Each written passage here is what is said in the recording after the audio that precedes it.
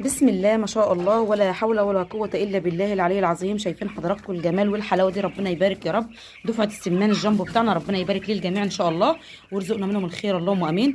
دول إن شاء الله حوش منهم كتاكيت، حوش منهم سمان، حوش أناتي حوالي عن 10 أناتي، وحوش معاهم دكرين أو 15 نتاية، وحوش معاهم دكرين. فربنا يبارك يا رب. السمان ده جنبه يا حبايب قلبي شال معايا وزن حلو جدا جدا على عمر 29 يوم. ربنا يبارك يا رب. السمانه يعني والله العظيم يعني مطبقه عليها بايدي بالقوه كده يعني.